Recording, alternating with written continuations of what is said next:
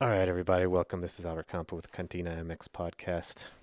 Once again, 235 episodes down. Starting another podcast on a Thursday night here with Jaime. How's it going, Jaime?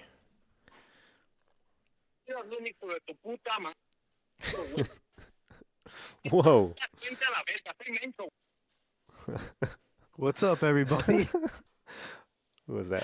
Lencho? Uh, Are that's you Lencho? Mencho, man. I Mencho? wanted to. That was my intro. What It, was that? What was that dude, man? Is that some narco or whatever? he's the biggest narco that people don't know about. He's the guy in the mountains controlling everything now. Ever since Chapo got caught, and Mm. he somebody recorded him uh with a conversation with like the army, and he was basically telling them to back down, and they did. Yeah, that So dude was I like just thought it acting all was. scared. I just thought it was funny. Yeah, poor guy was like, I heard the clip. He was talking to him, and the guy was like acting all scared and stuff. Sorry, sorry, whatever. Yes, sir. Okay, sir. But I just Shoot. imagine picking up the phone. Imagine picking up the phone and it's that guy. Oh my god, it's like the worst. Well, imagine. Okay, I've known people who would pick up the phone, and it would be a narco trying to shake him down. So that happens. Like you can know people that happen to that, and usually they just hang up. And he mentioned he said, "Don't hang up, dude." But yeah, that's intense. That's scary. All Yep. right. He'll So find kill. so what's on the agenda for today? We got a few topics here. We got some Liga MX league play to restart, but then not to restart, and then Santos Laguna comes in, causes some drama and some conspiracy theory stuff. What's going on? Man. Just when you thought, okay, we might we might get Liga MX back, Santos says, not so fast. 8 of our players got the Rona. Yeah, and then the it was sort of ridiculous. Then the what do you call it? Conspiracy theories, like saying that Santos didn't want to start. They're like, hey, it just happened to to release their cases, and at the time, Liga MX was starting to talk about restarting.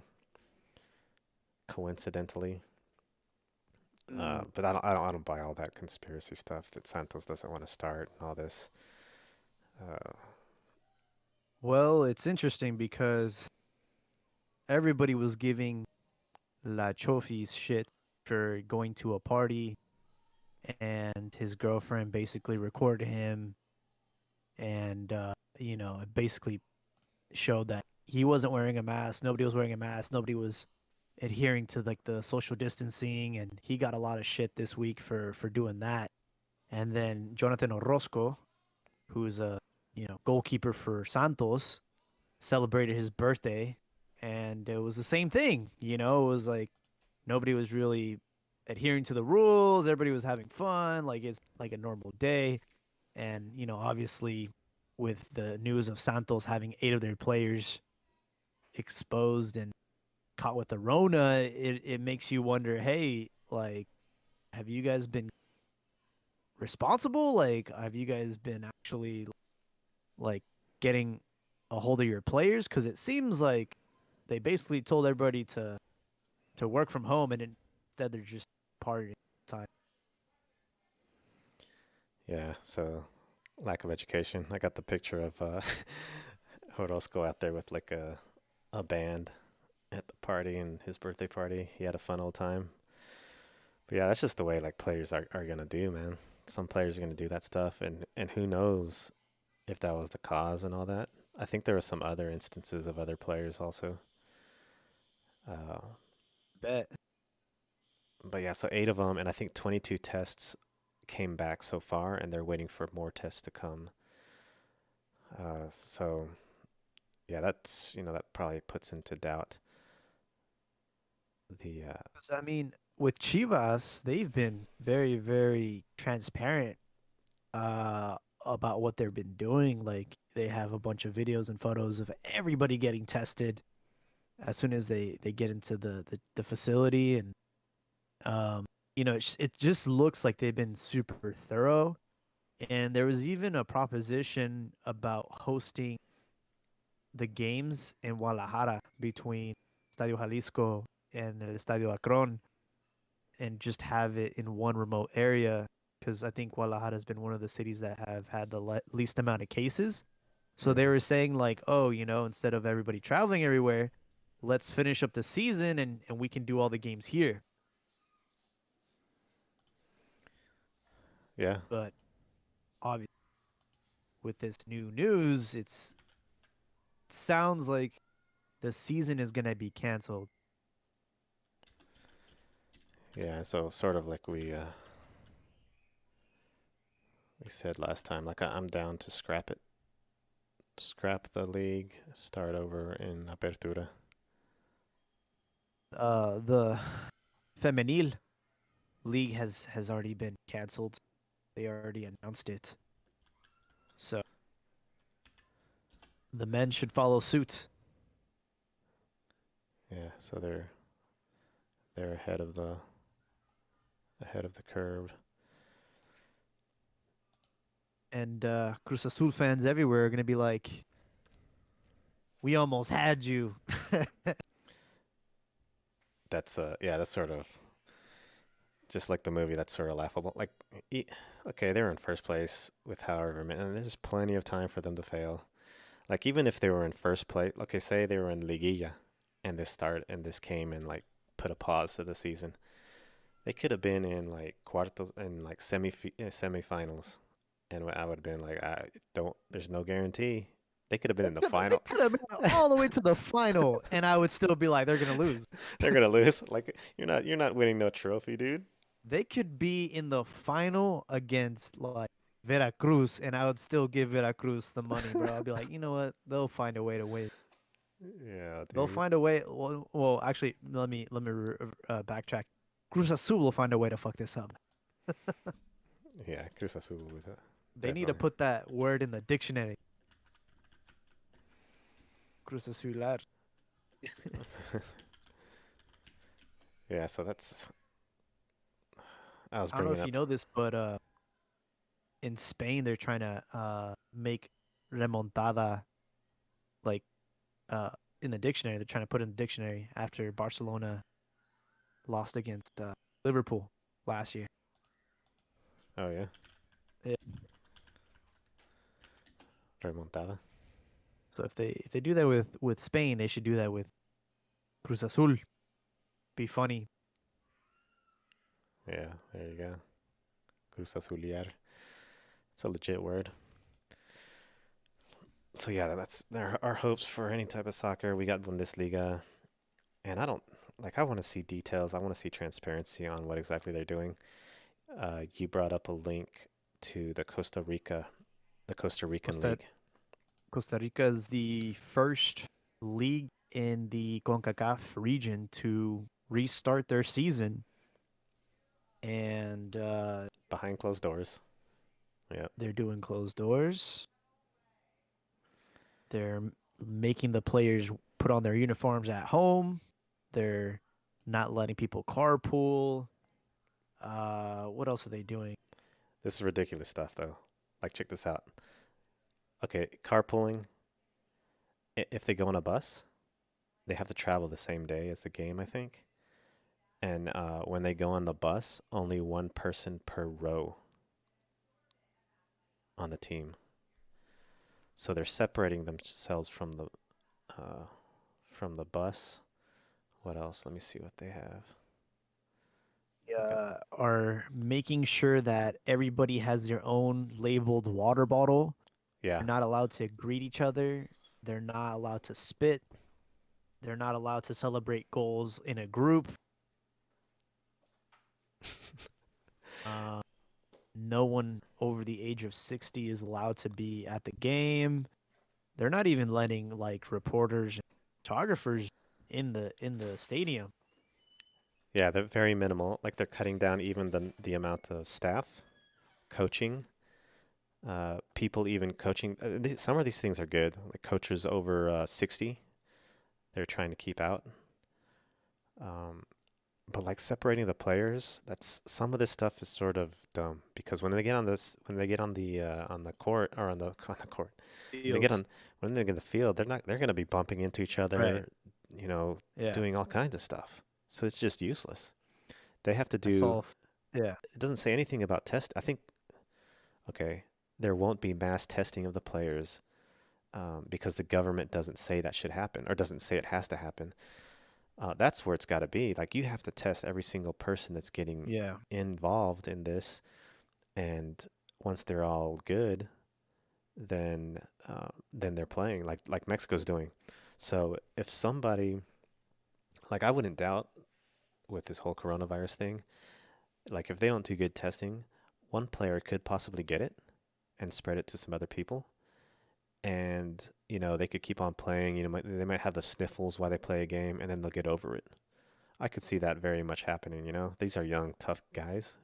They're athletes. Yeah. They're healthy. Yeah. So They're. they could be playing like with like the flu game, man. Like plenty, like the Oh COVID yeah. game, the COVID-19 game, multiple COVID games. 19 game. Like the whole team could be COVID-19 games, and they're sort of like fatigued a little bit. They lose the game and stuff, but then the next week they're good to go, and nobody knows anything about it because they're not testing. But once they test, then this stuff is like, oh, 8 players from Santos has COVID-19. We got to stop everything. Man, that's crazy though. Yeah. And the president is being a little bit arrogant of Costa Rica because it's a population of 5 million. Okay, that's like that's a town in California, 5 million. Like it's such a small country, and it's a very small league. There's only 12 teams in the league, so it's no surprise that this league is restarted because they're such a small group, and and I guess they're letting the top four teams into the playoffs, and if the first place finisher doesn't win the playoff, they still get an extra incentive for the regular season performance. So I don't Mm. know. I mean, it's nice that Costa Rica is back and kicking it, but who's watching that league? I was watching some of the highlights of the Bundesliga and called it last week. Keep your eye on Holland. He was the first player to score, and that kid has just he's picked up where he left off. But it was really funny because there was like a photo that went viral, and it was a photo of the bench, and it was all these players, and they were like 6 feet apart. But Mm. then the next photo is like a corner kick, and all the players are like hugging each other, and it's like I don't know, man. I feel like it's kind of like hypocritical or controversial or like a hyperbole. It's like we can go to a grocery store and basically be in the thick of it, but when it comes to like organized sports and these athletes that are like you mentioned, like incredible shape and healthy, like they're not allowed to play on.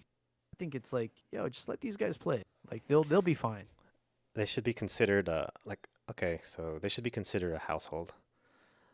Like the regulations or the things that we hear here is okay, if you live in the same house, like your spouse, you don't have to you're together.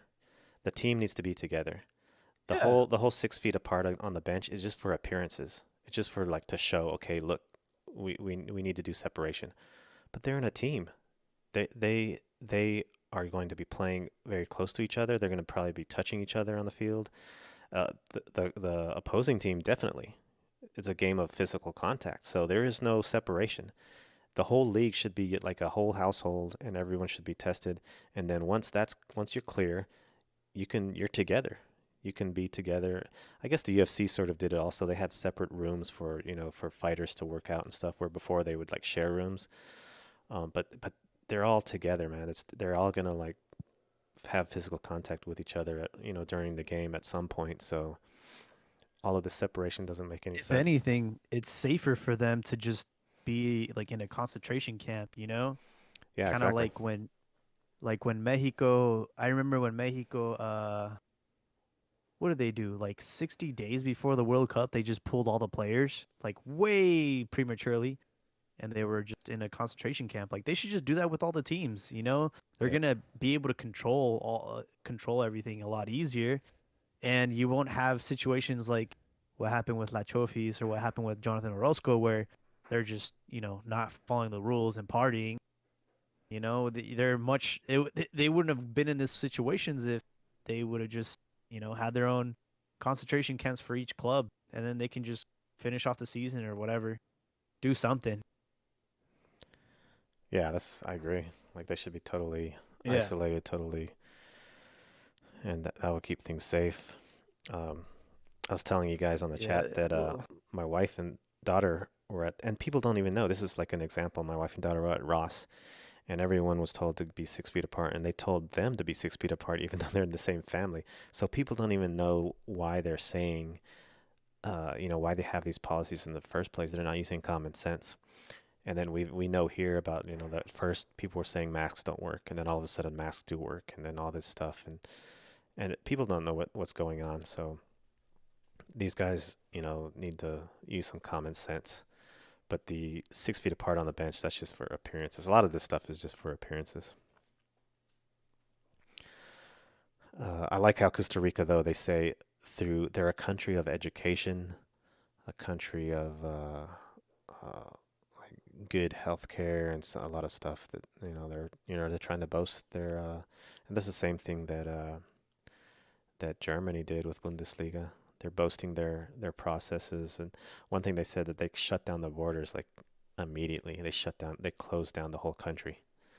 And that's one way to do it, I guess, because it's a small country like Costa Rica. yeah. It's not a hot spot to go travel to like New York City is and things like that. There's some nice places in Costa Rica though. There's probably some cool vacation spots. A Um, lot of Americans like going to Costa Rica. yeah, so they shut those dudes down. Like we don't want no American bringing in that stuff. So that's probably like something that helped them out because their numbers are It's really funny. small. I actually got a friend who was traveling in Argentina when this all went down, and he got kicked out of his Airbnb, and he's still stuck in Argentina. Like he was basically living on the streets for like a week until he found someone that was Oh willing to shoot. like, yeah, because they literally like in Argentina they weren't messing around, man. They were like anyone that's not from this country is like needs to get out, and like if you're in like an Airbnb or hotel, like we're not gonna like you're gonna have to like leave immediately.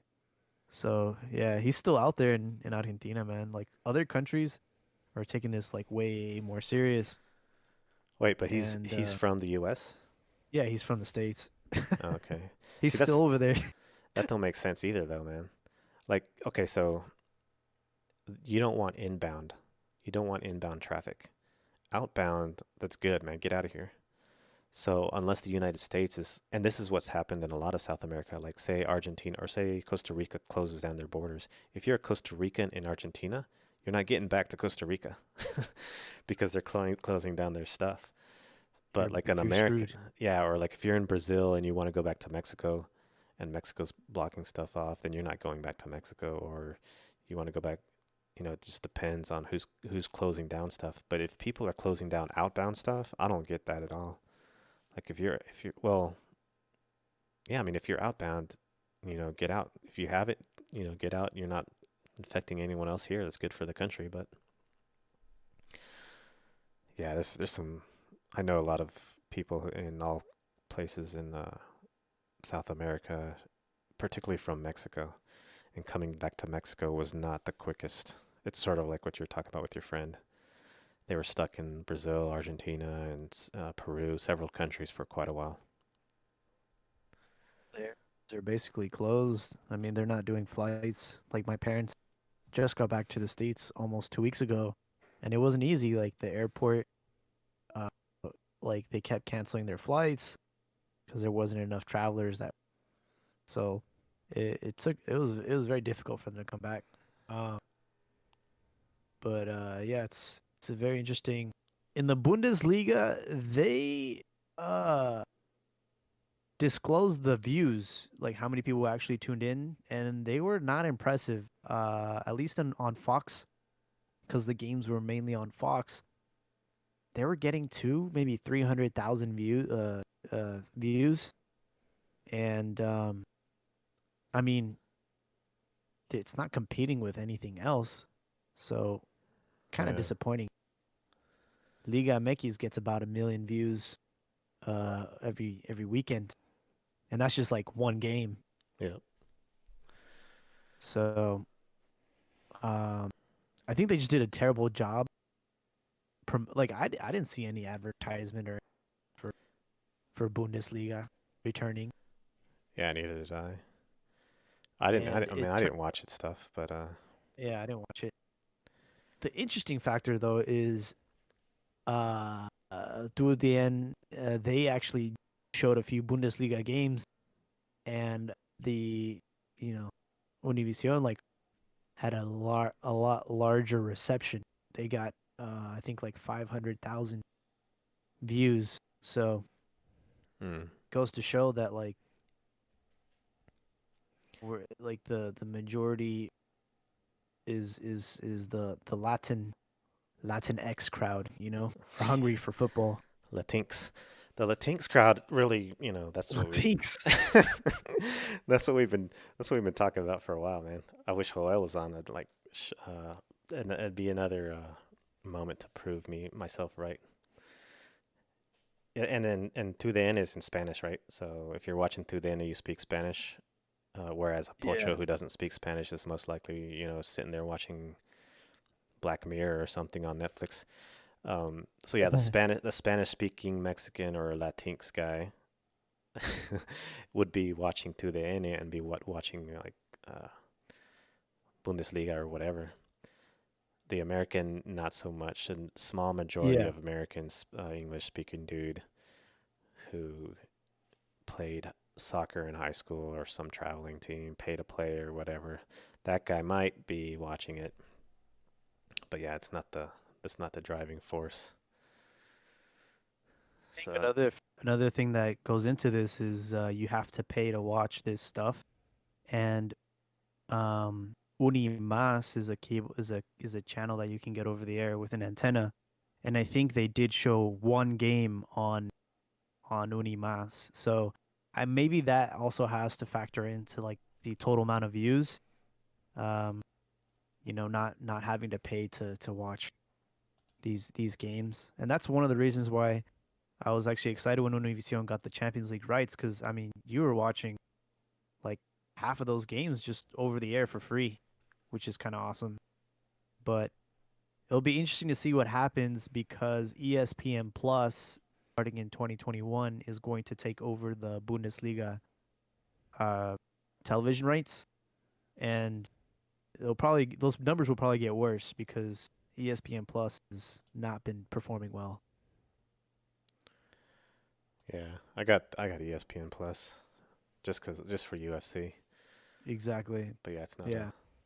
And that was a possible destination for Chivas because Chivas still don't have a TV contract in the states, and they really don't know who's gonna pick them up yet. yeah. That'd be interesting. Chivas needs a home. So Yeah. as far as so yeah, like so the Corona dominating things. Saprissa or Costa Rica's back in it. Liga MX, we'll see what happens with them. Santos sort of ruining things. Liga MX, no one cares. What else is? Hey, it's funny because Chivas are actually doing really good in the E Liga. Beltran has been ever since like that first game that he got like destroyed. Like he came back and he's been on a hot streak, but nobody's watching this shit, man. Yeah. Uh, I did see an interesting story about Sevilla trying to expand into Mexico the same way Atletico Madrid did with Atletico San Luis. They're interested in acquiring Veracruz. Your thoughts? I love me some Veracruz, man. They need to be back in it. This would be a an article to discuss with Joel, since he brought up that they want some of that U.S. MLS market that Liga MX is getting itself into. They want that money. So Spain, are they really that informed on the whole United States Mexico alliance that they're going to be like, hey man, MLS is booming in the United States, Mexico, the Mexicans in the United States are hungry for their culture that they left behind. They want to watch some Liga MX play MLS. It's going to explode in the US. And so I want some of that. I want some of that money. That's what Joel's point of view would be, and I don't know if that's true. It might be true. I This, think obviously Mexico has a long relationship with Spain. We were, you know, colony of theirs for a long time. And there have been more and more players that are playing in La Liga from Mexico. I think there are more teams starting to realize that there's a lot of talent in Mexico. Linus going to Betis, and they're realizing that instead of paying the amount of money that they're paying for these Mexican players, they can just form like an alliance and maybe loan these players out to Spain and get them at a fraction of the price, and also help Mexico export more talent to Europe. I think it's a smart thing. I think Spain are starting to realize that there definitely is a huge, huge return on your investment when buying Mexican players because of the following. I mean, look at Wolves. Wolves, their following on Twitter, their following on social media is ridiculous compared to how it used to be just because of one player. And a lot of smart clubs in Europe are starting to realize the marketing power behind Mexicans.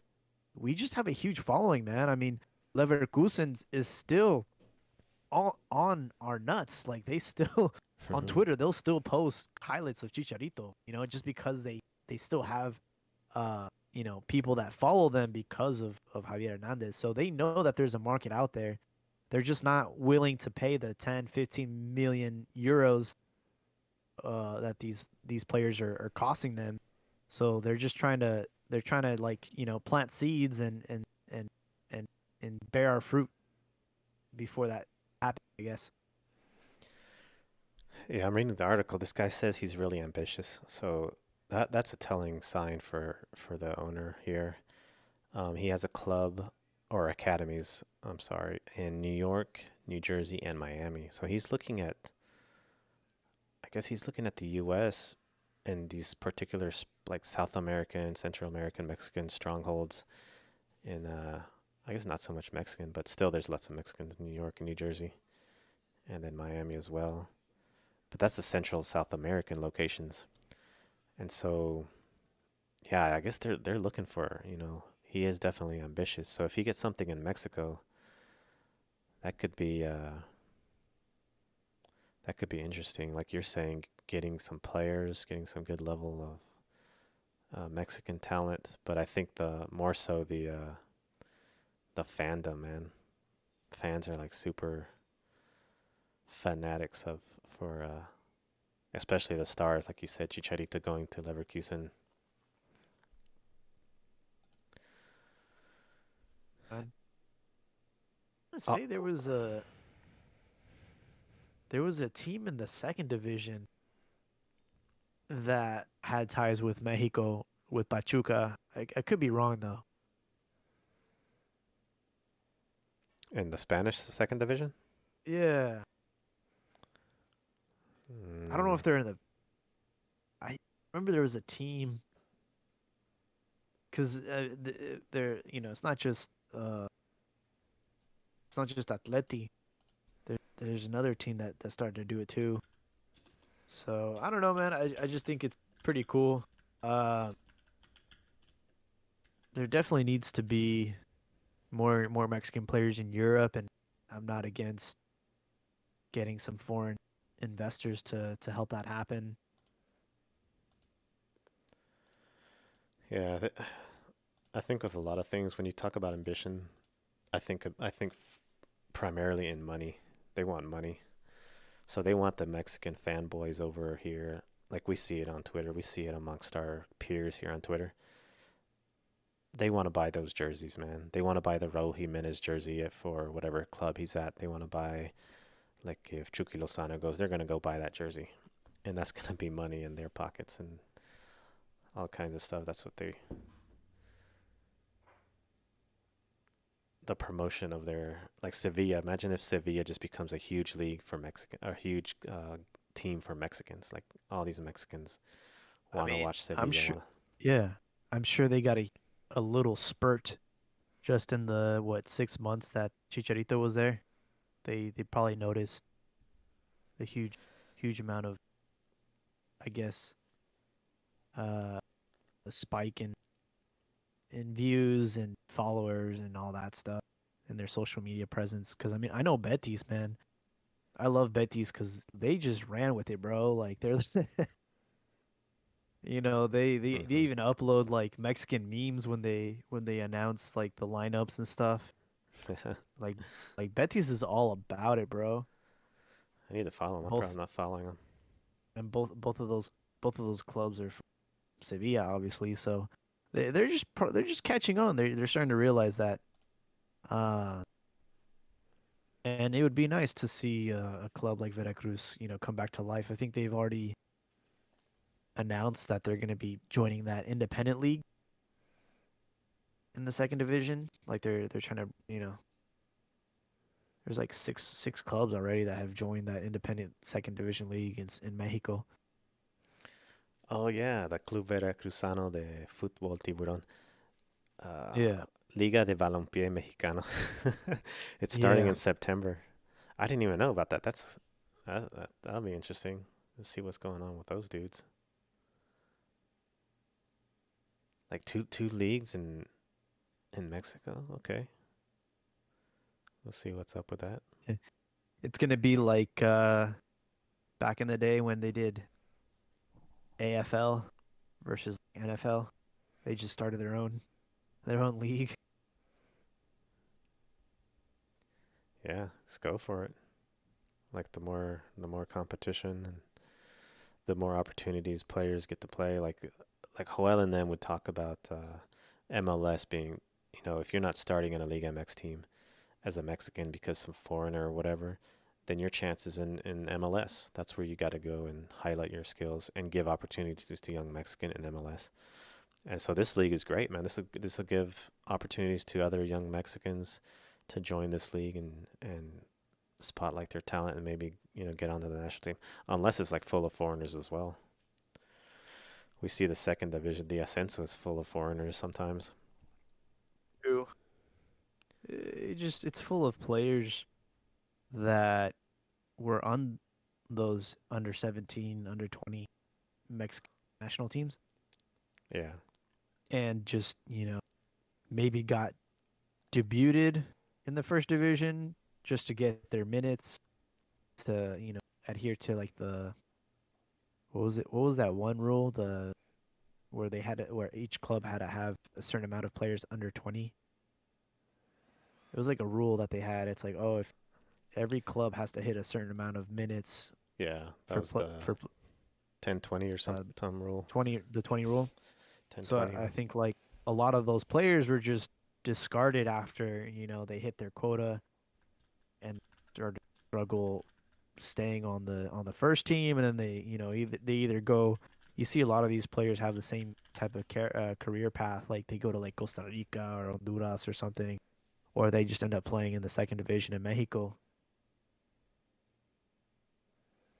Yeah. It's crazy, man. We got players playing in like Ulises Davila. He's playing in New Zealand.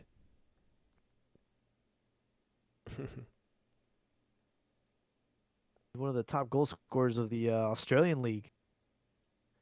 I think in New Zealand they're back to normal. They're everything's back to normal. Like all the schools are back. So we might see a Mexican abroad. play soon.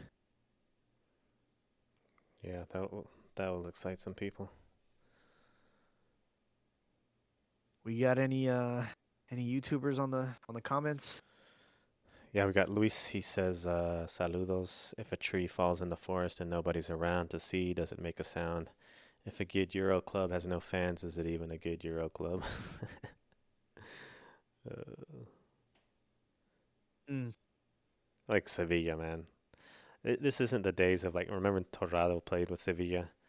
Like, he- there was some following. Like I followed. I was like, it was similar to like Mexicans abroad. I think back in the day there was this Azteca. There's this website called Aztecas, Embajadores Aztecas or something like that, and they would do all the following Mexicans abroad and stuff. And that was when Torrado was back there playing in Sevilla. And but the following is not the same as it is now, man. Back then it was like sort of weak. Now the following is just huge, man. If someone goes like Raul or Chicharito, whoever's in Europe playing for whatever team, people are following and watching that team, man. People want to know what's going on with that team. So Funny that you mentioned that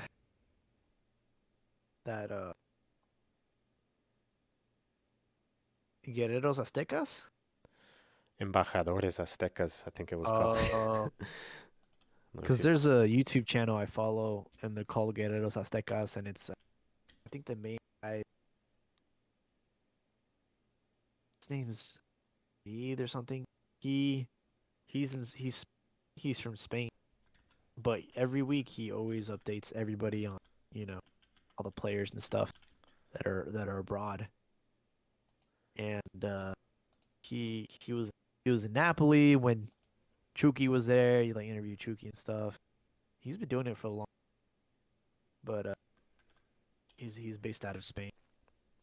But I mean, Sevilla are they're a big club now. I mean, if you were to like, they're a huge club. Like they've won the Europa League a few times.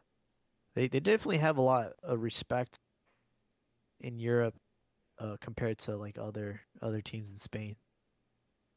Um, it's a great club. I mean, it's a great club to play for, and I was really disappointed that Chicharito really just fell out of favor, or just never really fit in. Like he scored a goal from a free kick, and that was that, man. yeah, this website's still here, man. Oh wait, this is embajadoresaztecas.org. This is like, what is this? Women's League or something? Oh, embajadoras. Okay. So they have like the women that are playing all over the place. República Checa, España. Let's see, España. Yeah, Charlene Corral. They have her. Let's see what they have like in America for. Yeah, they have a list of every single player and where they're playing at. So like, name a country, man. Uh, República Dominicana. Albert Benavigas. It's a guy. He's out there. Nicaragua. Eder Mondragon playing What's in the Nicaragua. website? Embajadoresaztecas.org. This is like, this website's sort of like, it's in HTML, man. This is like some old school website. I don't even know if it's being kept up. Like, I gotta see what. This is the one from back in the day, but they have. Oh wait, MLS. Yeah, it is being kept up because it has Carlos Vela in Estados Unidos MLS. Man, there's a ton of Brandon Vasquez, Richard Sanchez, Hector Jimenez, Victor Ulloa. All these people playing in MLS, NASL, Jaime Chavez, USL, Uriel Macias. All these players, man. These dudes keep track of everything. Virgin They Islands. got That's crazy, man. Yeah, these guys were like back in the day. I think in Big Soccer, they were on there, and they would always. This would be like the go-to place for seeing like Mexicans abroad. And then let's see Europe. Oh, the Europe list is huge also because they go into like third division, juveniles, cadete, Infantil? What is this, man? Anibal Zurdo Macaron. Infantil, Yeah, infantil, man. there was a ton of players playing in Spain right now. Sehu Chapas, remember that guy? He played for Pumas, right? I don't remember. Sehu Chapas, yeah, he played for Pumas. Yeah, Oh, dude, they're all playing for Salamanca. They're like a team in like the second or third division of Spain. oh shoot. Let's see what else. What? I'm telling you, bro, they all had the same freaking the same career path, bro. All these players that played for the youth. Cristian Alvarez, Enriquez. You know, this guy got a gold medal in the Olympics. There's like 4 or 5 players playing for Salamanca. Yeah. This website's hilarious. Yeah, they got some latest stuff. They got some 2020, a little bit of 2020 action going on here. I was uh I was on Twitter the other day and got into this conversation with some people that I just feel just aren't very savvy when it comes to like Mexican football and stuff. Because this guy was saying, oh, you know, we got to worry about the U.S. They got way more players playing in Europe, and watch out for Canada because they got players that are playing in Europe, and I can see these players like playing for a top club in Mexico. They're going backwards and yada yada yada. And I'm just like, yo, man, like I don't really pay attention to like our rivals. I feel like there's a lot of group of people that always keep tabs on what the men's national team is doing in the U.S. and dude, who cares, man? Like, oh, Pulisic and is better than in Chucky, and Chucky needs to watch out. It's like when it comes to like the actual games, and it's like, yo, we've been on top for so long, and that's not gonna change, man. Like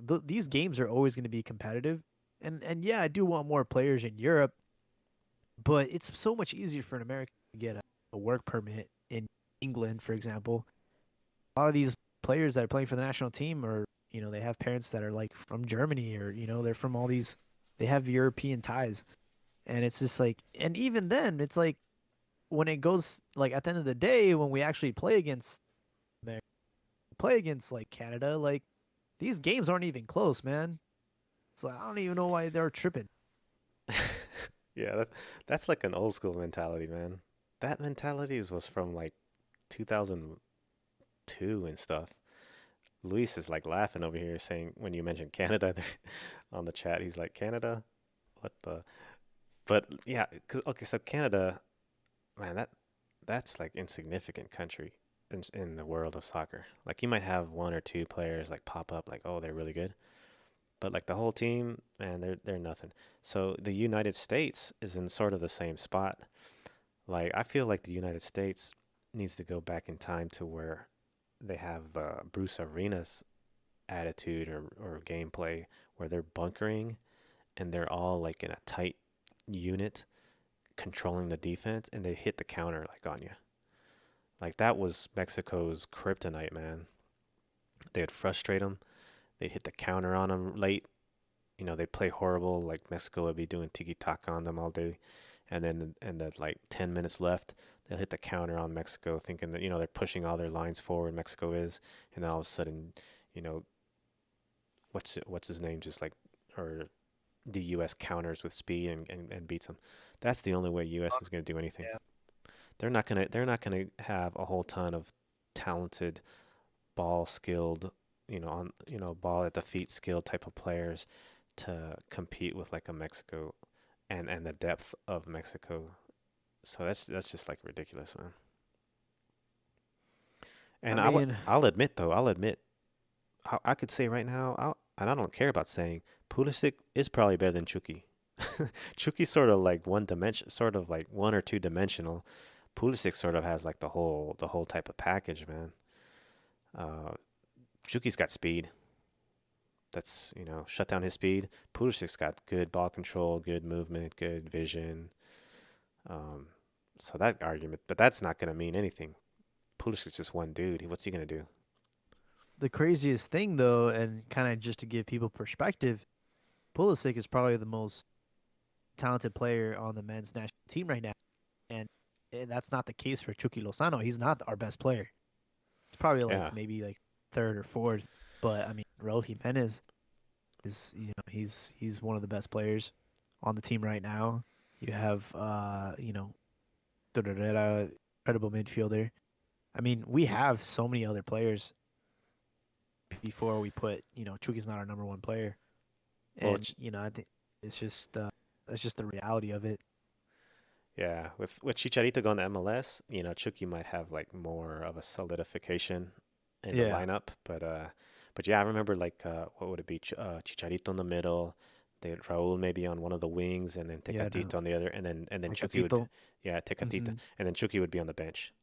But with Yeah, Chicharito sort of being on the, you know, in the MLS, maybe Raúl goes back to the middle, and then Chucky and Tecatito are on the wings. Funny yeah. comment here. Funny comment from Luis. And I didn't know this. This is interesting though. He says Michael Jordan's documentary generated as many TV ratings as an entire MLS season. And he says NBA isn't even their You top can sport. you could probably say that about a lot of stuff. I mean, that documentary was fire. It probably tops out a lot of stuff. Yeah, so like MLS, man, if you're gonna talk MLS and I mean, like the it's MLS growing. is like I'm pretty sure there's poker and bowling gets more views than MLS. I mean, that's not much of a number to beat, if you're gonna raise the uh, bar. yeah, that's messed up. Um, You take away like okay, so MLS has to be on through the end, dude. So you take away like you put a wall or whatever like hundreds of years ago where no Mexicans are in the United States. There is no through the end. There is no MLS viewership, man. If there wasn't for like Mexicans or Hispanic people that have like sort of some football in their background, they're not gonna be watching no soccer. They're not gonna be watching no MLS. Like the gringo who watches MLS, that's like small numbers compared to like a Mexican or a pocho watching MLS because it's soccer and they heard about America or Chivas or whatever growing up. I was actually watching a documentary on soccer here in the Bay Area and how the earthquakes got established in 1974, and it was a bunch of immigrants. The guy that owned the earthquakes or started the business was from Yugoslavia, and Yeah. he couldn't believe that there was no soccer here, no football. So I mean, if you look at that team, it was all immigrants. You know what I mean? And that's basically how it started here. So it's like Americans weren't the ones to initiate this. It was all immigrants who loved the sport because I mean, in 1974, ball was already almost 100 years old in like England. You know what I mean? So it's Hmm. like it's such an old sport and it's such a huge sport in Europe that it's like, eventually made its way over here. But it's still to this day nothing has changed. It's still the immigrants that make like generate the numbers for this sport, and it's evident with the games being on Spanish broadcast. It's all the immigrants that are watching this stuff. It's not Americans. Americans aren't watching this. There might be like a pocket of them, but it's not the majority. So it's just interesting. That's why you're seeing more Mexican players cross the pond and they're playing here in the MLS, and they still feel like they're at home in a way. Yeah, I remember. I mean, things have changed. Like I'll go to a bar like when Champions League is on, and there will be like your typical like IT white dude watching it, and he'll be like saying, "Oh yeah, look at that. That's the EPL team or whatever," and he'll be like all interested and stuff. Might have played in high school or whatever. So there is like it's sort of like a change. Like I wish I need to like talk to some younger kids, but when I was going through high school, the whole thing like okay, this is probably a bad example, but in the place where I grew up in Florida was sort of like a hick town. So our soccer coach was actually the football coach. He knew zero about soccer. There was this guy who happened to be from uh, I think his I think he might have been born in England. And so anytime you have a foreign guy, like an English guy or a German, we had a German foreign exchange student. Anytime you have some type of foreigner come in, they're like the god of soccer. Everyone looks to them. So this like coach, this football coach, he was like ignored. The other guy, the assistant coach who was from England, he was like everyone was looking at him. When this German dude, oh shoot, dude, this German kid, he's a senior. He came to our high school in like the middle of nowhere, Florida, northern Florida. This dude was dominating, man. He scored like during Bossing kickoff. everybody around. He was well, he was like super built and everything also, but he would like kick like from kickoff. He would like take a shot from like the midfield, like just past midfield, right after like kickoff, score goals like that, man. This dude was like head and shoulders above everyone. A Spanish foreign exchange student came also. He was like dominating as well. Like any, it's just anything about soccer has got to be foreign. And like the whole rage was like when you were on a traveling team, the whole rage was, oh, when are we going to go to our camp that's in England or in Spain? All the kids are like paying $3,000, $5,000 to go to like a camp with a English coach, or like an English coach will come to the US and like who's gonna go to this camp and learn from this English guy or from the Spaniard dude or whatever. It's all foreign, man. Like if you have a US coach or whatever, like who's this dude, man? What's he doing? I don't think it's Yeah, totally the case now, but it probably still is. yeah, dude. There's I've I've played football my whole life, and it's like every now and then when you get players from different countries, man, they just dominate the field. Man.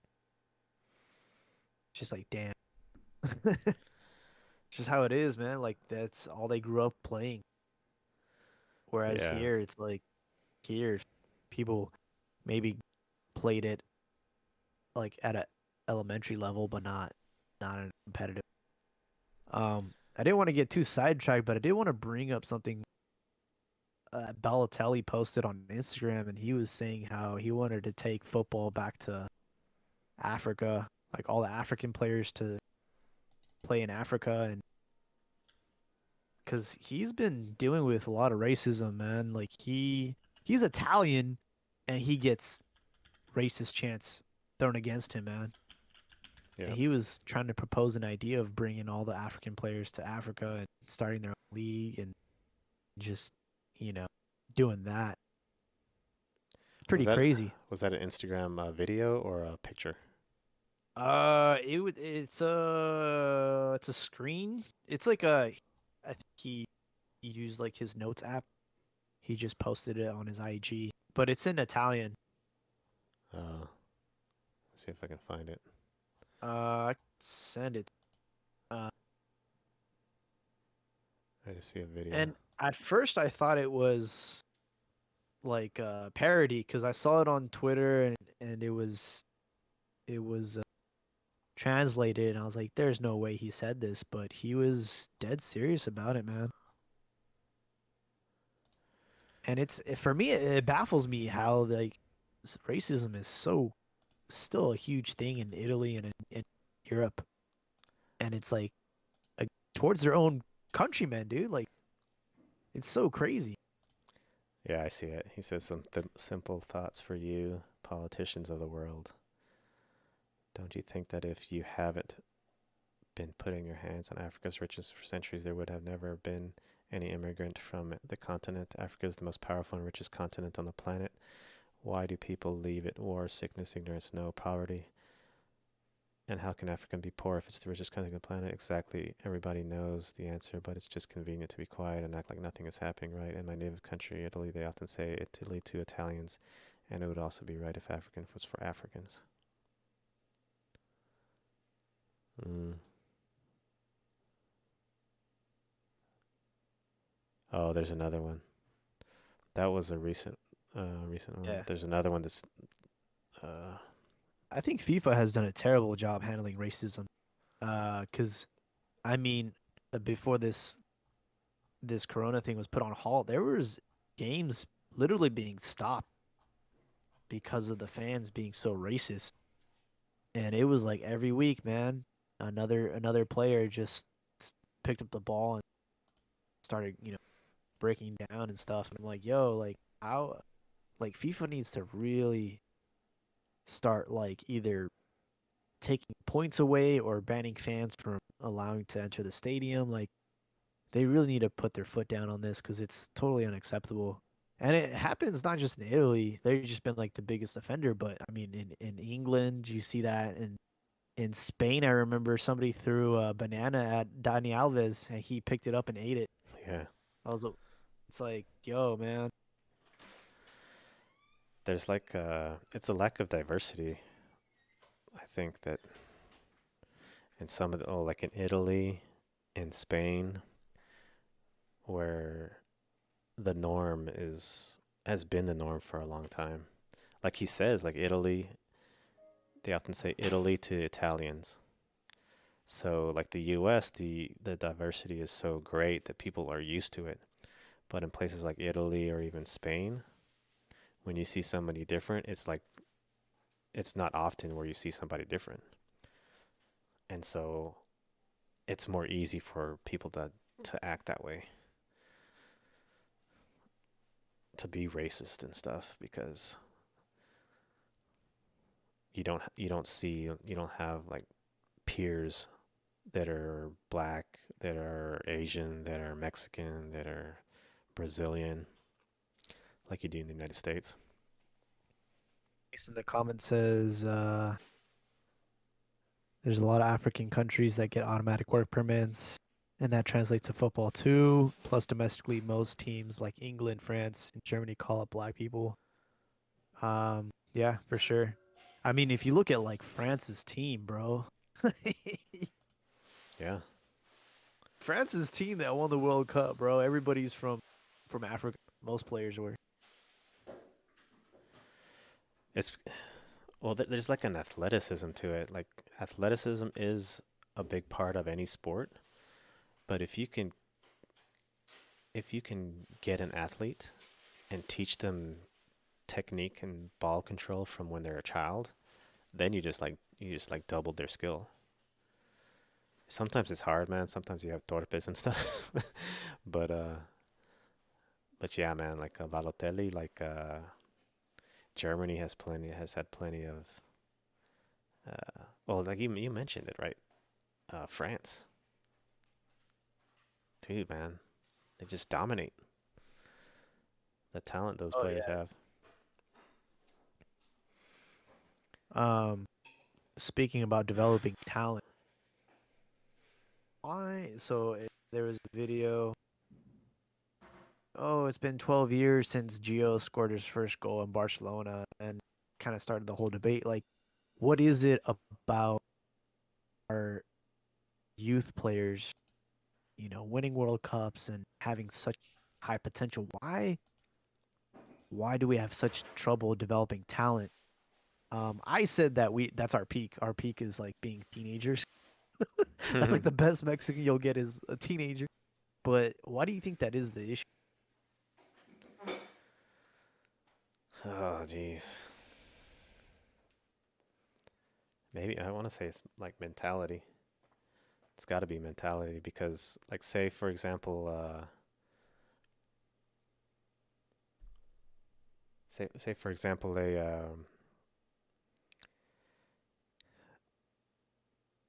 the pressure, like the pressure of Geo whenever they grow into older, uh, younger kids are able to handle it, but whenever they gets to the spotlight and everyone's looking at you, you're so popular, then some people can't handle it and they just crumble. That's where Gio dos Antros came from, where he's getting drunk and he's just doing all kinds of crazy stuff and things like that. So that's the big aspect I think of it. I mean, I think there's a lot going Saudi stuff.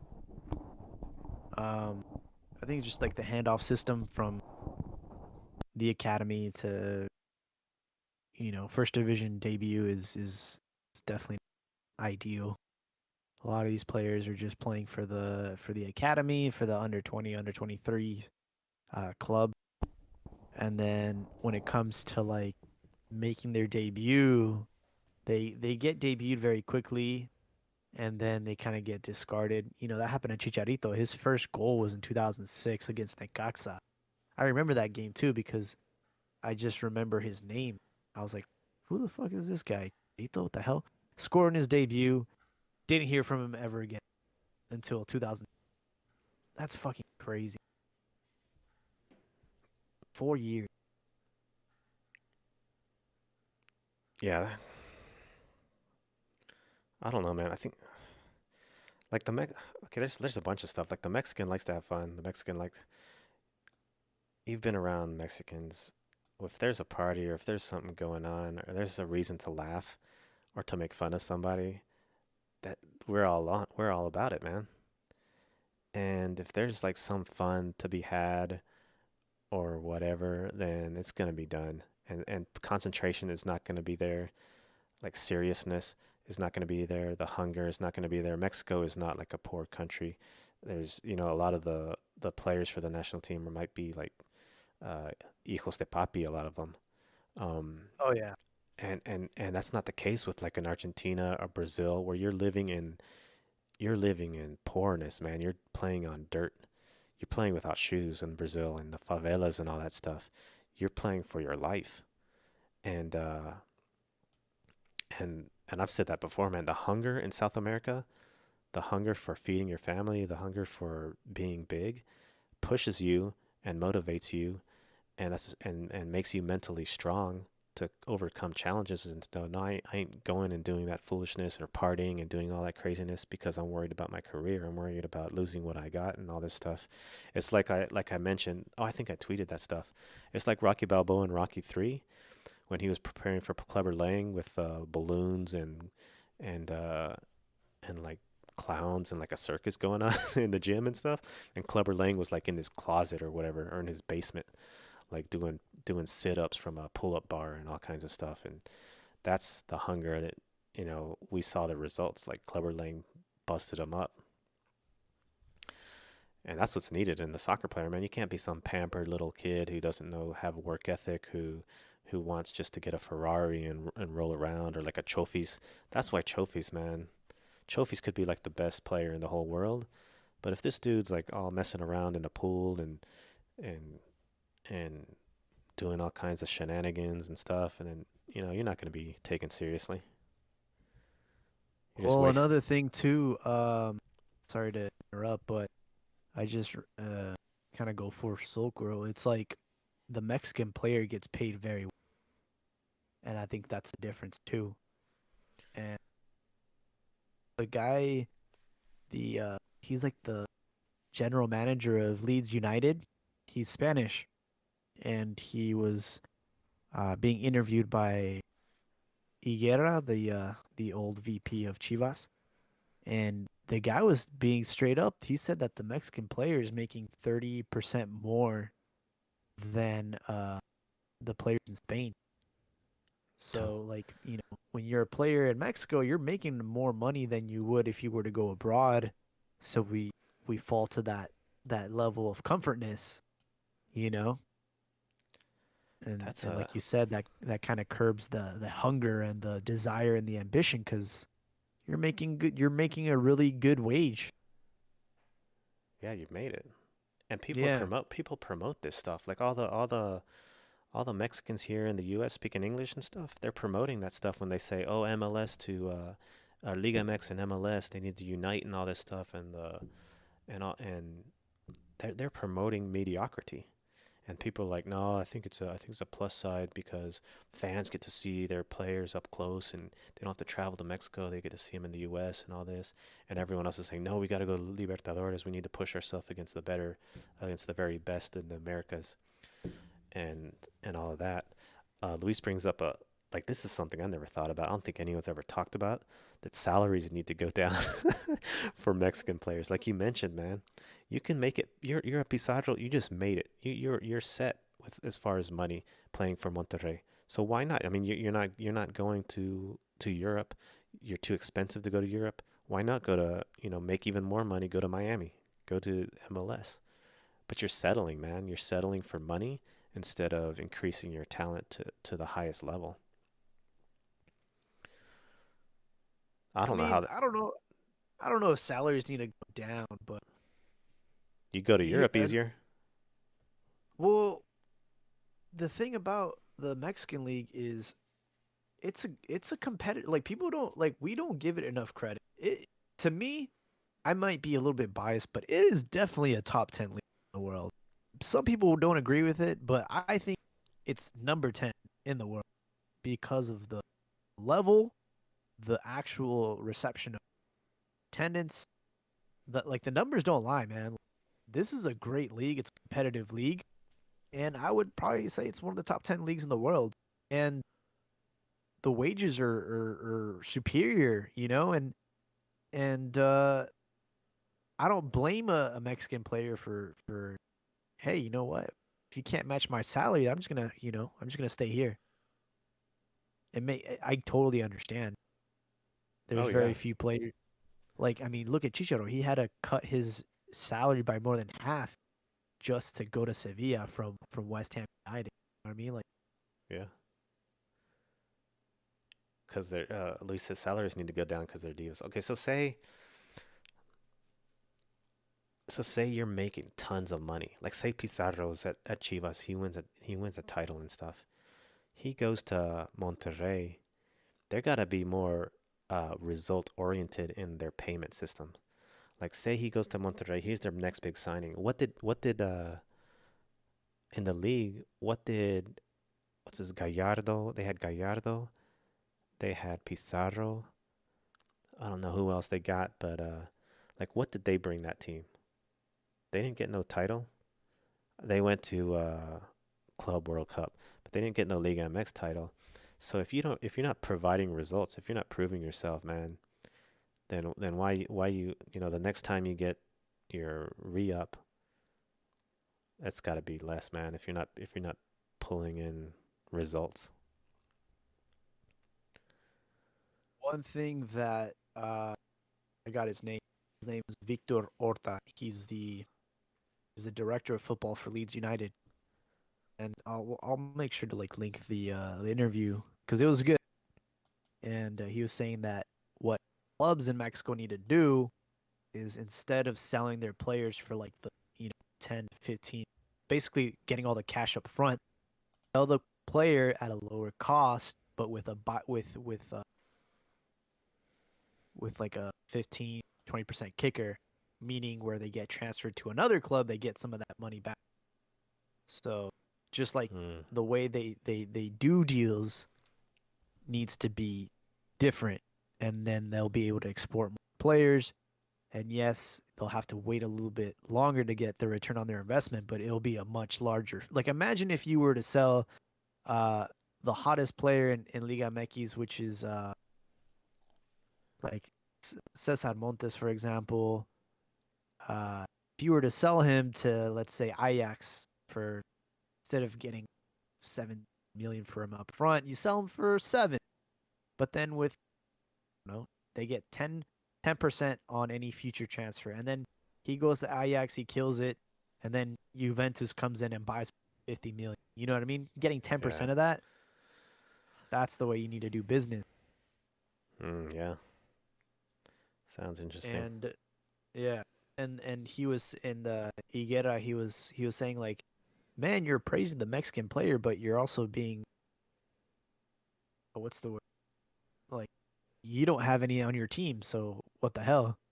And he said, oh, here in the championship, because they're in the champion. Leeds are not in the Premier League; they're in the championship, and it's a dogfight.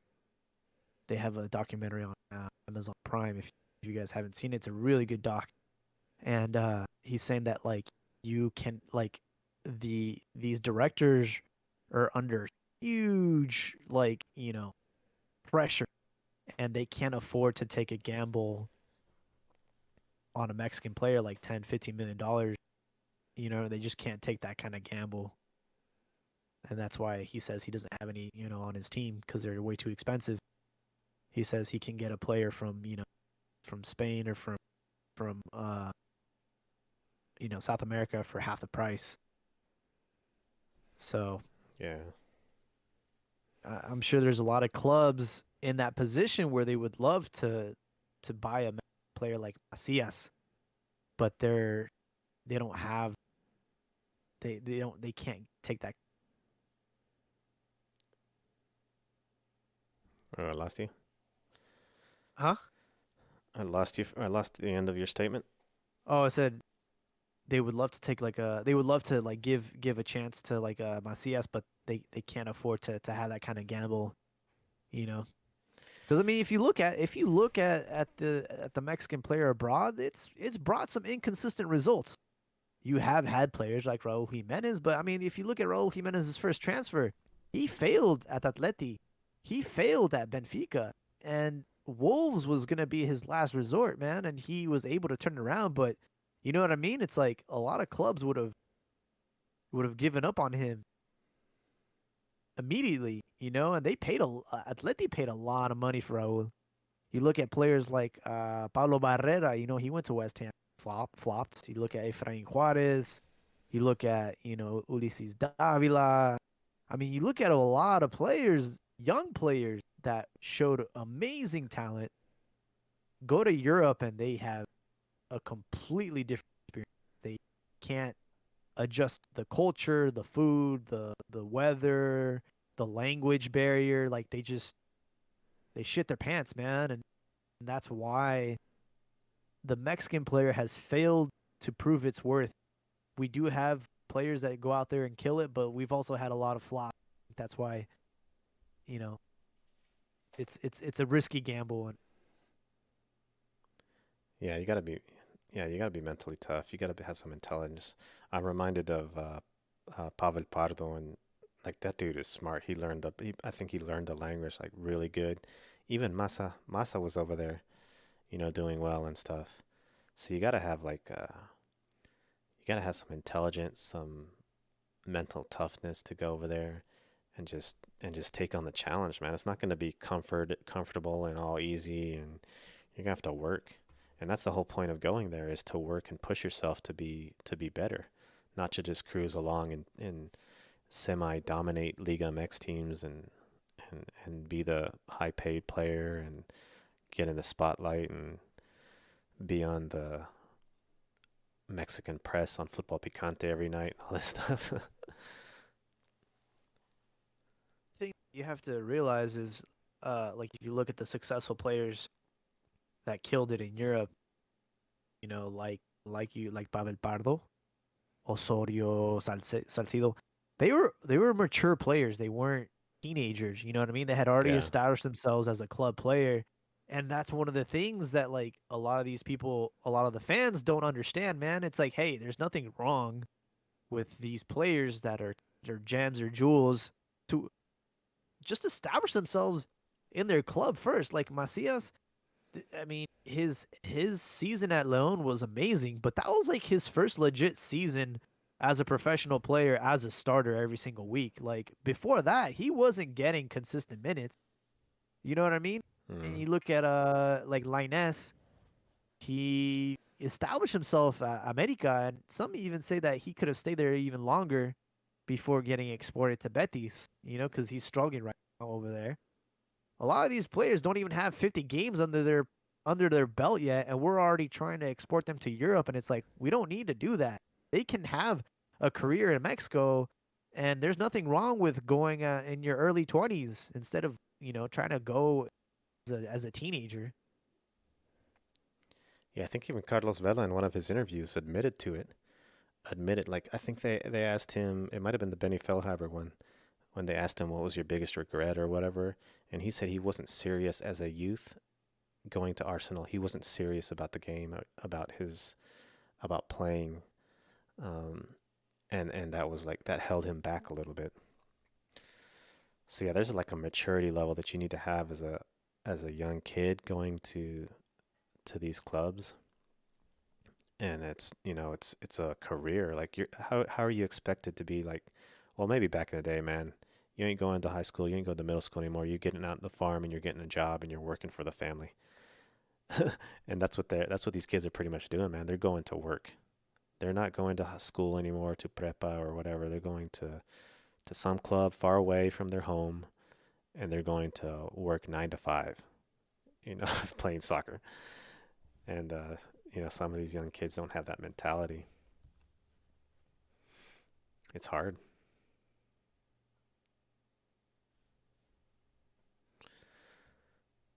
I think the what the Met club to start they need to calm themselves. They need to stop over evaluating their players because they're making it to the point where no other teams can afford them outside of Mexico. Like no other team is willing to pay that much for a player, and that's why you saw like Pizarro. Pizarro left Pachuca to Chivas for like 17 million, and the only other team that was willing to buy him for that much was Monterrey. And we still don't know how much Miami bought him for, but it was definitely not 18 million. It was probably less. Yeah, it's like for in Mexico, if you move, like in Pizarro's case, if you're moving from Pachuca, you can't be taking if you're a promising guy, you can't be taking some huge salary.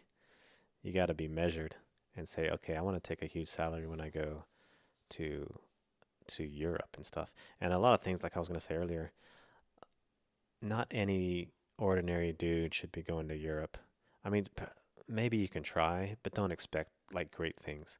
Like say Pizarro, or let's maybe not Pizarro, but yeah, I guess we could say Pizarro. I mean, he's a top dude, right? But expecting him to all of a sudden dominate in Europe might not actually happen. More like Efrain Juarez or Pablo Barrera, like you mentioned. Those Yeah. dudes definitely weren't gonna, or even Jared Borghetti. I didn't see those dudes like dominate, or Kikin Fonseca. Those dudes weren't gonna dominate, man. Jesus, keep saying.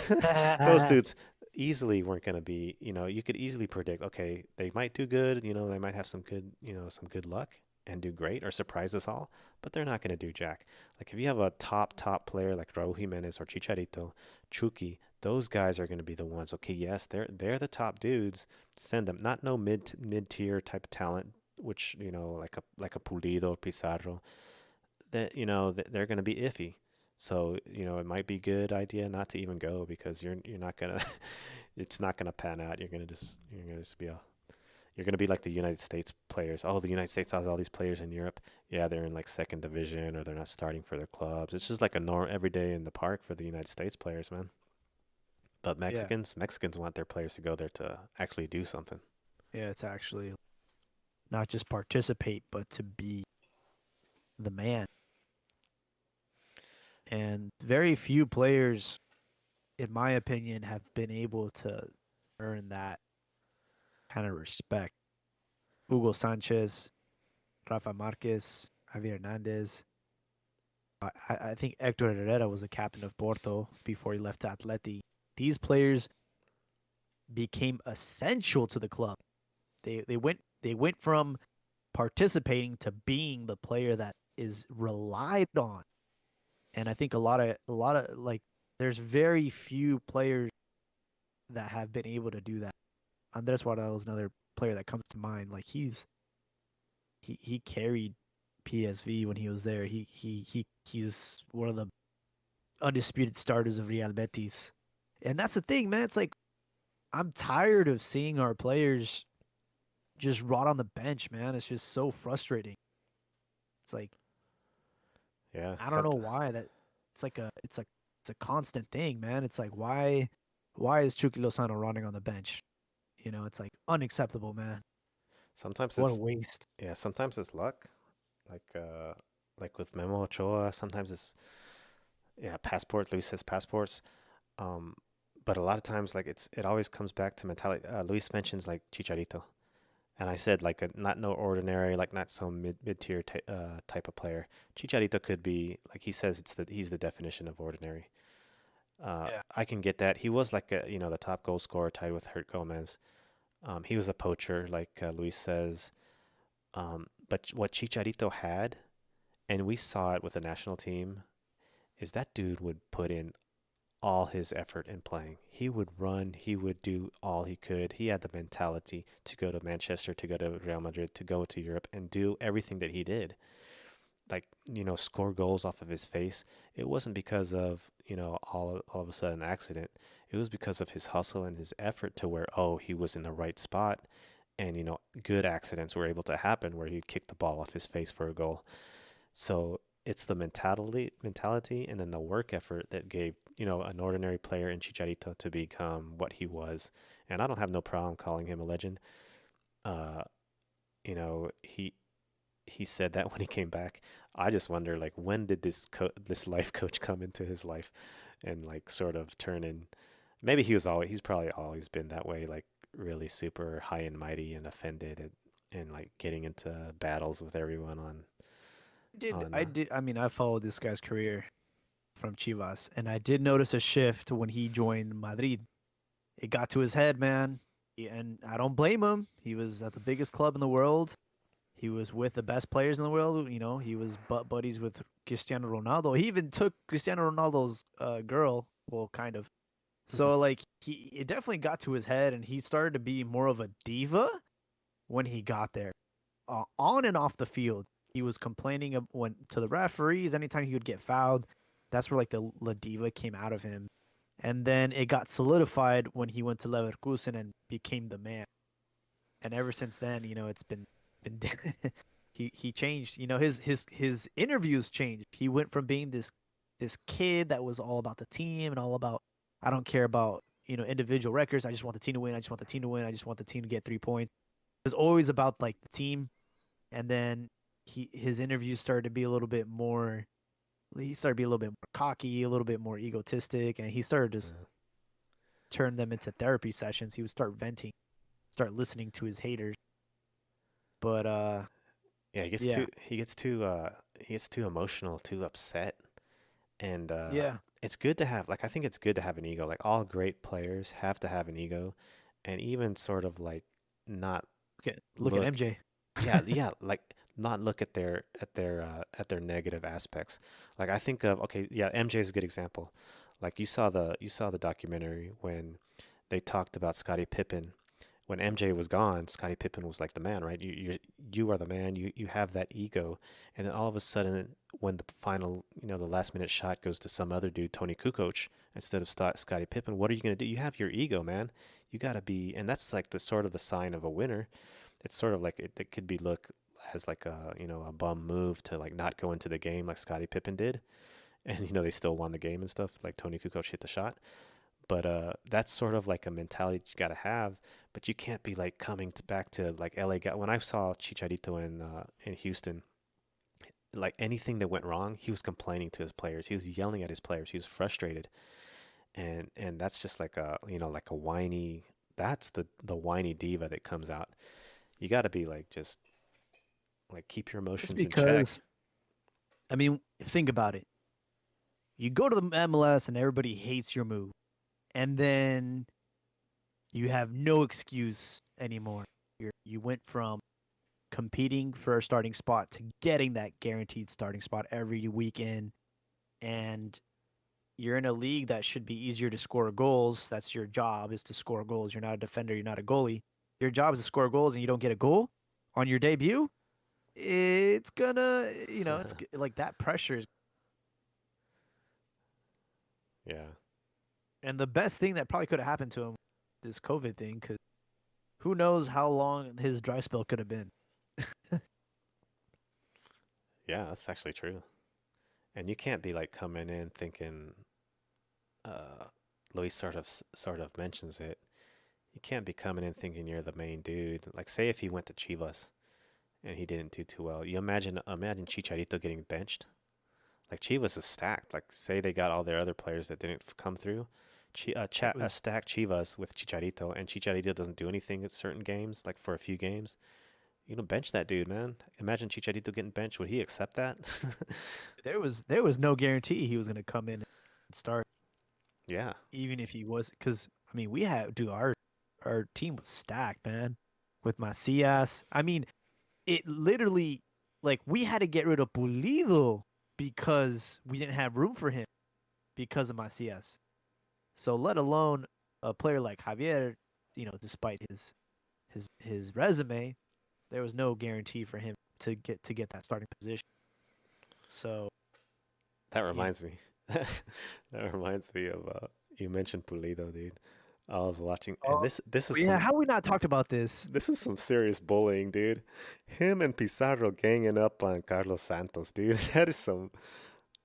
I mean, So Carlos Santos brings it on a little bit. That dude goes off on people, and he has a thing for Pulido. But those two were like ragging on that dude, man, almost to like I don't know, I don't remember the exact phrases. It was almost to like a racist, dude. It was almost racist against that dude. so the story is Alan Pulido posted a selfie of him wearing a very expensive mask. It was like Louis Vuitton, Louis Vuitton and mask. Pizarro also posted a photo of like the same mask, and of course, all the old heads The are boomers. now all these old ex players that are on, the ESPN and the Fox of the world, all the sports outlets, they start talking shit, and they got they got bullied, bro. Bro, they Uh, were going in on him like, "Oh, look at this guy. He's looking for work. Maybe you should have him mow your lawn or something." yeah, that was some messed up stuff. Poor guy. He's always getting in Twitter wars, man.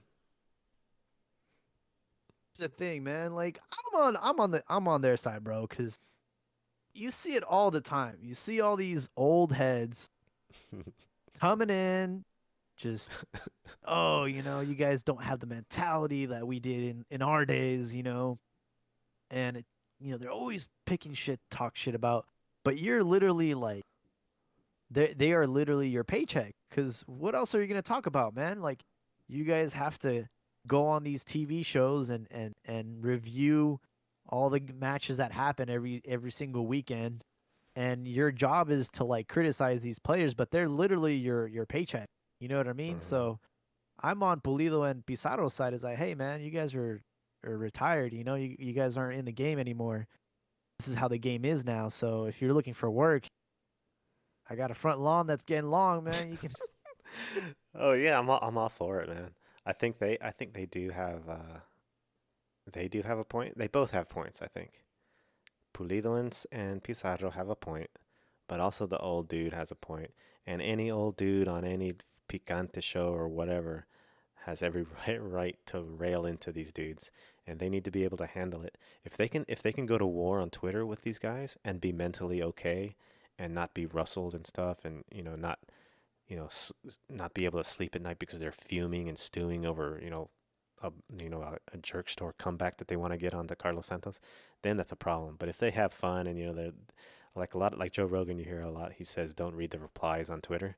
If they want to read the replies, and Chicharito is known to read replies, if you can do that and you can stay mentally fit and mentally okay, and even go back and forth with trolls and stuff like Carlos Santos and stuff, then that's fun, man. It's entertainment for all of us fans and stuff. And but as long as it doesn't affect their play on the field and things like that, their mentality and stuff, which it doesn't really matter. They're in both in MLS, so They're Santos does both have in the MLS. Santos does have points on several things, like he says. But what he had like he put a meme about that thing, right? Oh yeah, it was it was a dude's like underwear, right? The Louis Vuitton mask. Oh, He turned it into a dude's underwear or something, like a oh, wrestler. did he? Yeah, he turned it. He put it on a wrestler's like wrestling shorts, like a WWF wrestler or whatever. That was funny.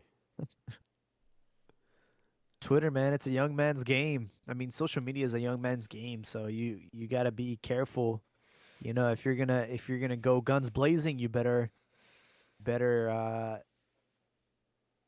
be able to handle the recoil. Yeah, and he's got his fan base. I mean, he's got his like little Pulido haters that support him and stuff. Probably make him feel better when he gets flamed and stuff. But I might be a minority in this, but I respect the athletes that do all their talking on the field. Like if you think about Cristiano Ronaldo and Messi, you hmm don't see these guys on Twitter, on Instagram, going back and forth with their haters. These guys are too busy working out and training and trying to be the best player in the world, man. It's just like they do all their talking on the field, yeah, and like that's the way it should be, man. Honestly, I have a lot of these athletes that they spend way too much time on their phones, man. And it's like you literally have one job, you know. You should try to like aspire to be like you have such a crazy gift, man. It's like yeah. instead you're gonna take a video of yourself playing basketball in your backyard on a 6 foot hoop, and then tagging the NBA like I'm ready for the NBA, bro. Vela, put the phone down, man. Oh What my is wrong with you, bro? god, that was hilarious. And he knew he was gonna get Fucking flack, Carlos man. Vela. He knew he was gonna get some flack, but I don't. I guess he didn't care. Man, you sounded like a boomer It's though. You're sounding like an old. I'm What? just saying, bro. Like you can't post a video of yourself dunking on a Fisher Price basketball hoop Fisher Price. and then have the balls to tag the NBA and be like, "Yeah, bro, I'm ready for the draft, baby. Let's go." And the thing about it, he didn't break the backboard on that Fisher Price rim, man. He didn't even dunk. I think it was a layup or something, bro. Uh, It's like, come on, man.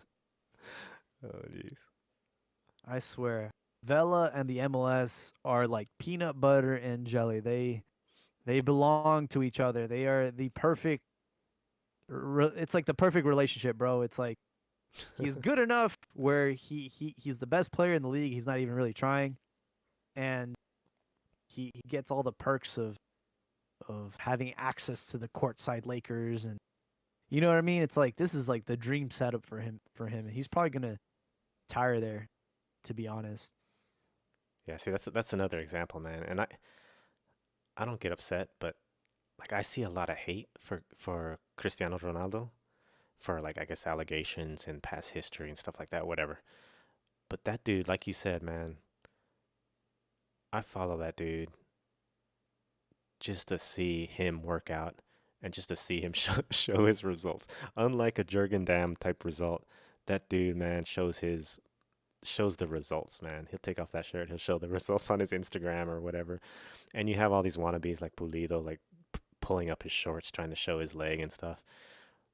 Cristiano Ronaldo is like the epitome of all that. He's like the godfather, and just the work effort, and Messi's there also, man. They just sit back quietly and train their hardest every day so that they can perform on the field, and then they go out and perform on the field.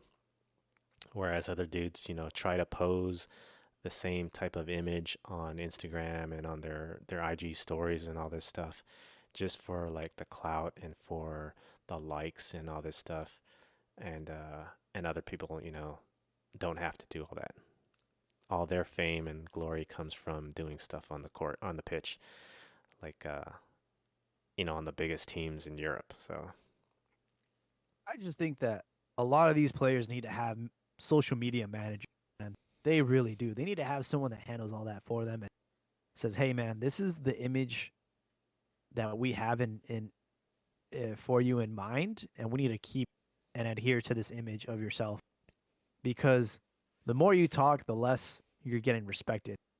Javier Hernandez, if you're out there, the more he talks, man, the less I respect him. And it used to be the opposite. It used to be he would talk on the field and he would score with his goals, and that's where he did most of his talking. But nowadays, he's doing the opposite.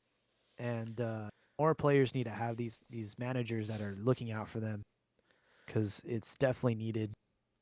Uh, it's just they need to and Yeah. They need a boomer, man. They need a boomer dad like Chicharo Grande and Giovanni, the Dos Santos dad, to go and smack their kids upside the head and say, "Man, quit acting like a fool," and get to get to work and quit playing on that phone.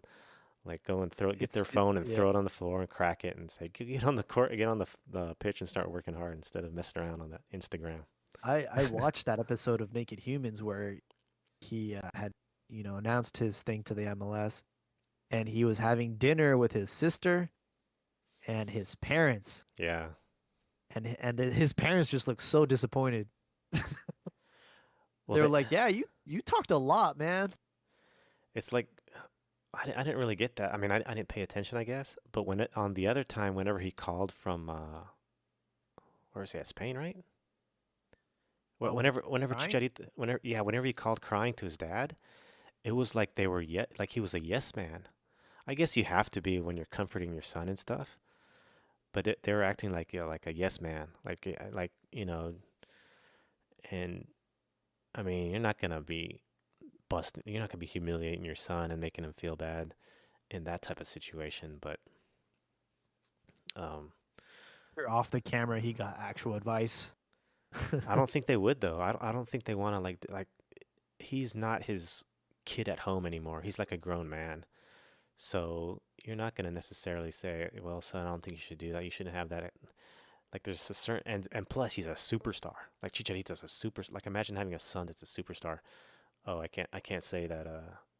Like that was a different I mean, meme, a you could different say, meme I saw. But yeah, like imagine you you have could, your son this big, and your son's yeah, gonna slap you upside the head, not you, or not the other way around.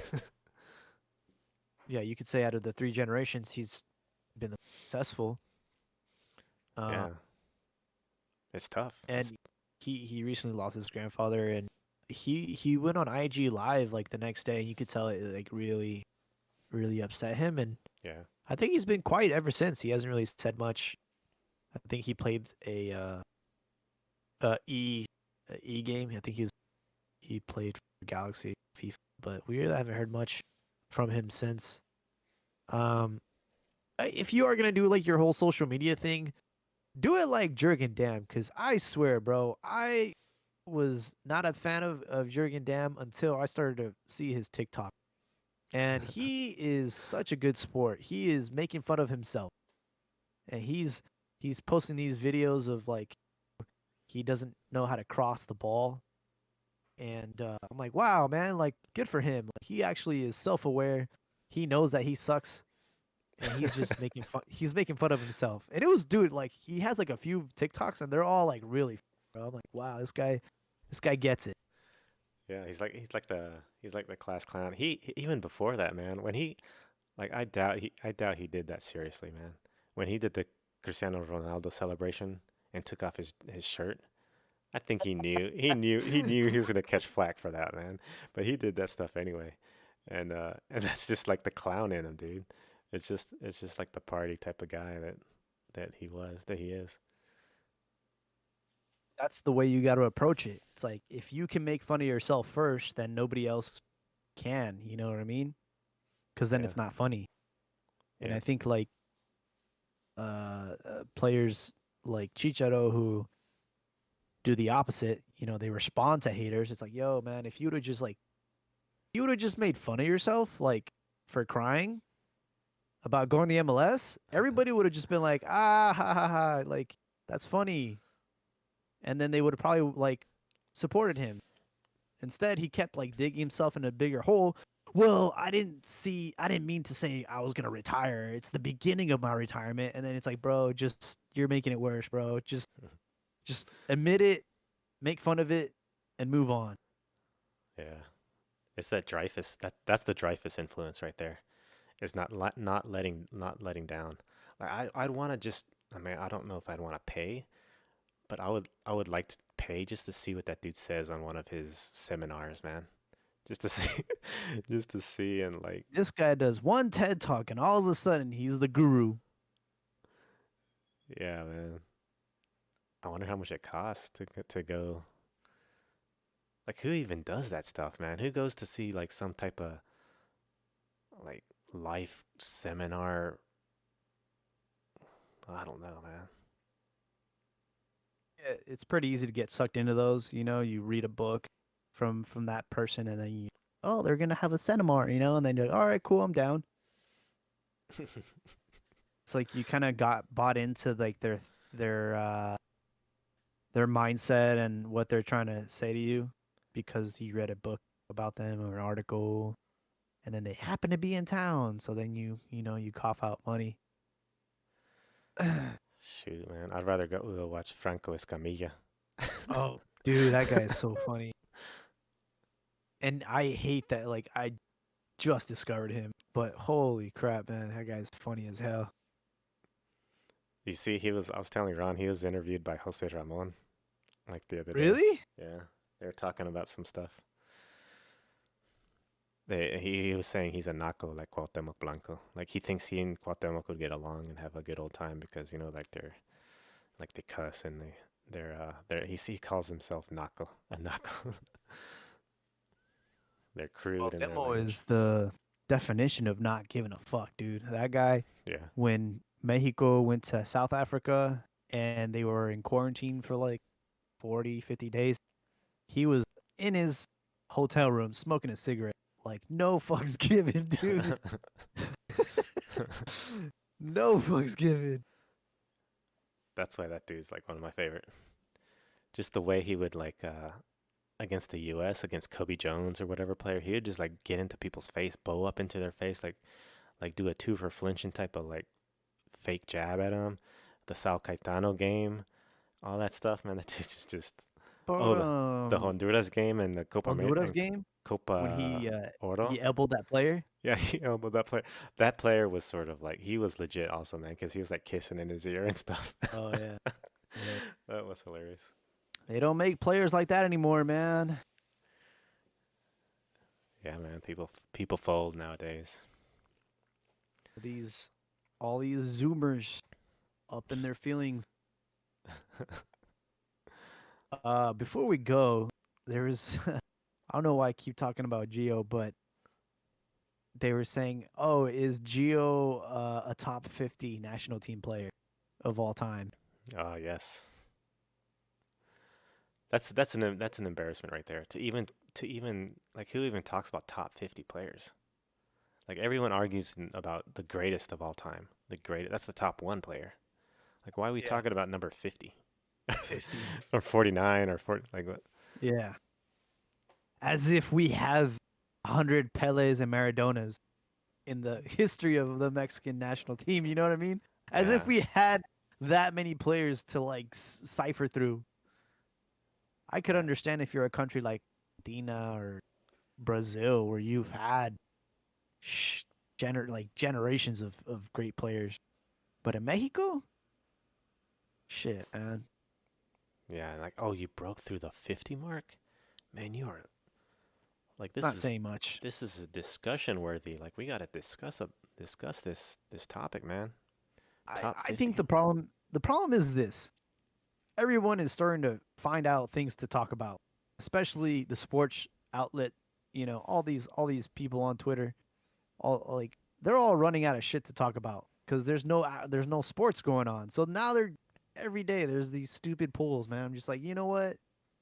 Just upload some TikTok videos and call it a day, bro. Yeah. They're bored. Everyone's bored. Even I, through I will s- I will say Gio should get more credit than he deserves. You know, he did have when it came to La Selección, he did step up and he's done more for this country than Carlos Vela has. But yeah, he's not one of those players that will go down in history. You know, he's not even from in my personal list. He's maybe in the 25th position, but he's definitely top 10 or 15. No, yeah, like all the big games would be World Cups. And Gio performed his best feat in a Gold Cup. Even though it was an awesome goal and it was against the top rival in the United States in a clutch moment that just and it made Howard so mad. That goal is like one of the greats. I mean, it's got to be one of the greats, but it's Gold Man, Cup, that man. It's goal Gold Cup. It's Gold Cup, though. You got to put it in it's Gold perspective. Cup. Yeah.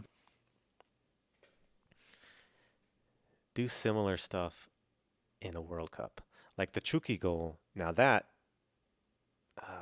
I gotta say that beats out Gio's. Like that's in a bigger moment against a huge team. Uh, that's got to beat out the Gio goal, even though it wasn't as spectacular. The Chucky goal against Germany was, that's a big goal. It's iconic. It's one of the most upsetting, probably the most upsetting game in that World Cup. And he, And I mean, don't get me wrong, Gio scored against Holland in the round of 16, and it wasn't his fault that Piojo yeah, took that's him true. out. But um, yeah, that Chucky goal is there's a few goals in just since I was a kid that I remember. Um, that was definitely a special goal. The goal that Borghetti scored against Italy for me will always be my favorite goal that I saw live Oh in the yeah, World Cup at least. and you can always like the thing with the Chucky goal. You can always say, uh, if it's really true that that wasn't a top German team.